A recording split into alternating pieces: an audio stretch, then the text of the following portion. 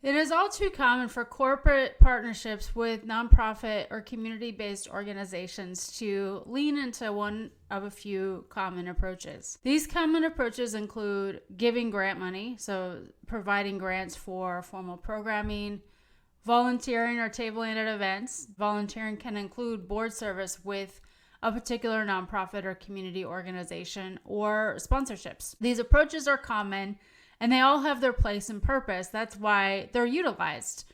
The problem is that limiting your company to these approaches when partnering with nonprofit organizations does not maximize the potential these relationships could contribute to the work that you're doing as a company and your business strategy. My perspective on this is personal. When I was 20 years old, my first non-retail job was with a nonprofit organization that had actually been started and fully funded by a local manufacturing company. The nonprofit came about because this company saw teen disorder in the local neighborhood, in their community, and some of this activity even included graffitiing the manufacturing company's location. In response, instead of becoming punitive, the owner started asking questions about what was happening in the community and realized that teenagers needed a positive outlet locally.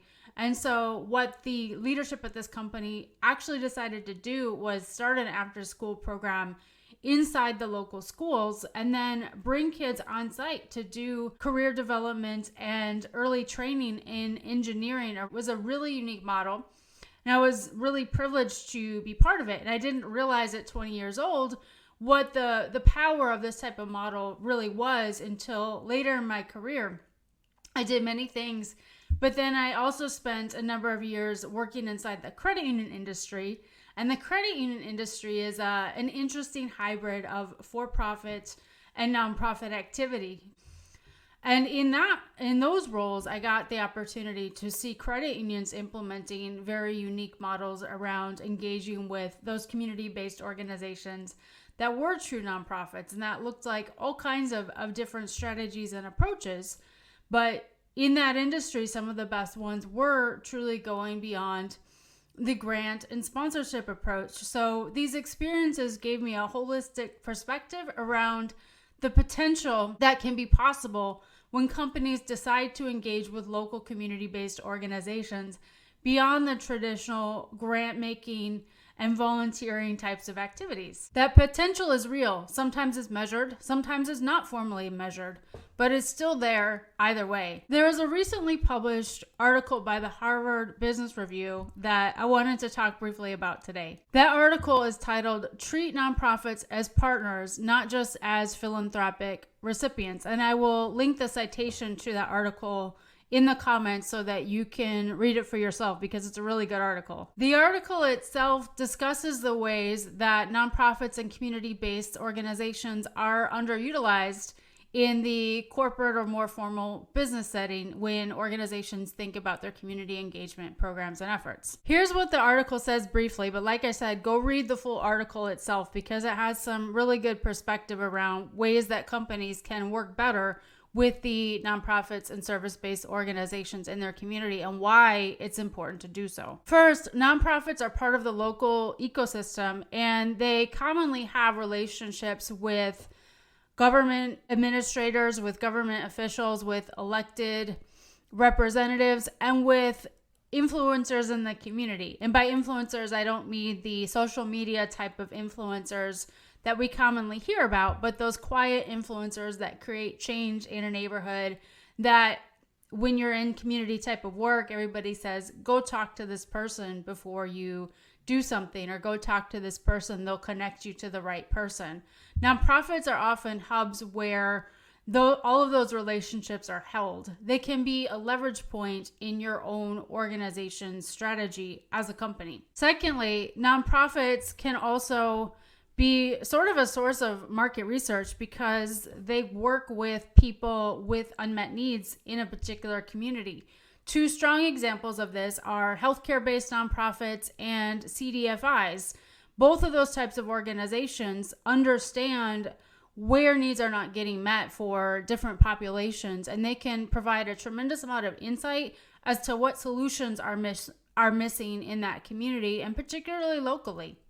Both of these factors have key direct business benefits to your company or corporation. The article makes a few recommendations as to how to think differently about nonprofit and corporate partnerships. I'm going to recap those right now, but with a little bit of a twist for both sides of the equation, for either a nonprofit or for a corporation, because each organization is balancing the other out when they build a true partnership. First of all, select that particular partner carefully. Be thoughtful about the process and do your due diligence, and even make sure that you have some appropriate agreements in place to clarify expectations.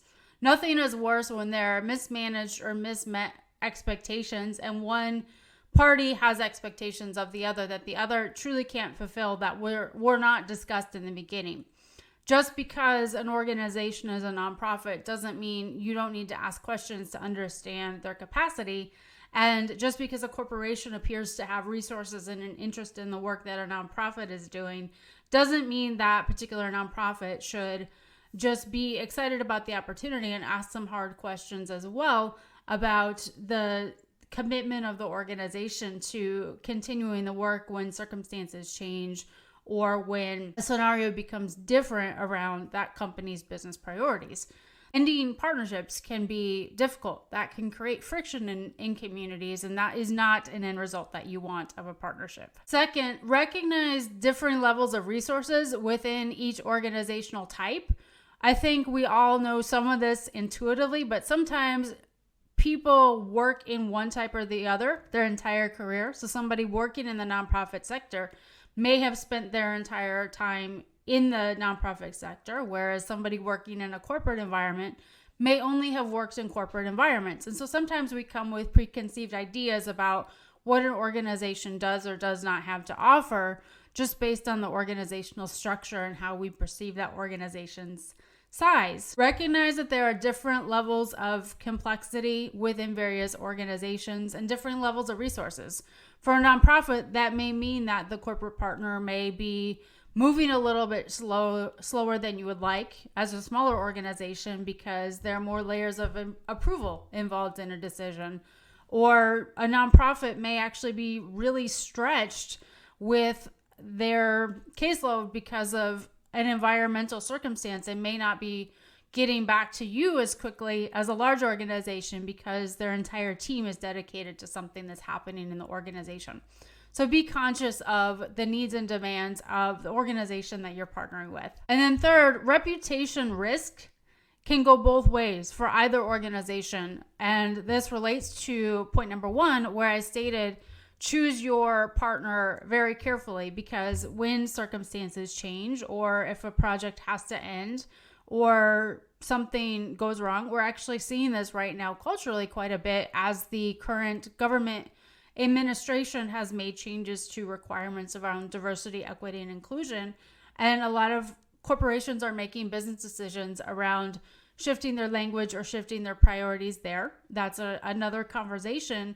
But when that happens and you're partnering with an organization in the midst of those type of larger cultural transitions, that reputation risk can go either way. So be aware of any potential reputation risk in your partnership and consider ways to manage it as you begin to engage with that particular partner. For companies, 3 really quick tips around looking and thinking outside of your box when engaging with nonprofit partners and how things might be done differently beyond traditional grants and sponsorships. And use nonprofits as a sounding board before making critical business decisions about something that you're doing either locally or with the community that they serve. Second, consider using a nonprofit partner to act as a pilot or test case. Just be cautious when you do that about ending that pilot or project and make sure that you have an appropriate off-ramp if that might be the case. But if there's a nonprofit serving a particular population in a community, you may design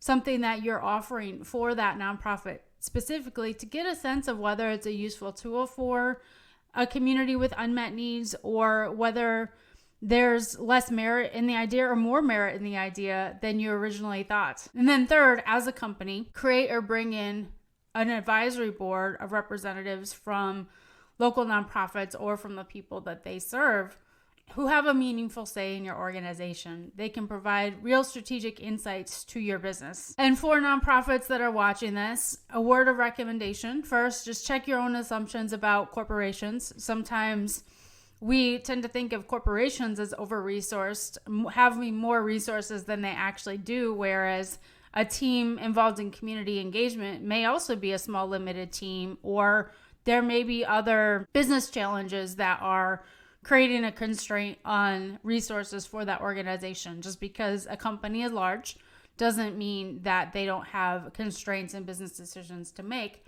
But make a big ask. Don't be afraid to be bold and present ideas, because as a nonprofit leader, you also often have perspectives that aren't thought of in corporate boardrooms and in corporate executive leadership discussions. I will link to the article that I discussed here in the comments. It is worth your 5 minutes of time to read it. I help organizations build partnerships that are actionable and strategic in real life and don't just look good on paper. I appreciate you watching. Thanks for your time, and please like and subscribe so I can continue making more of these videos for you.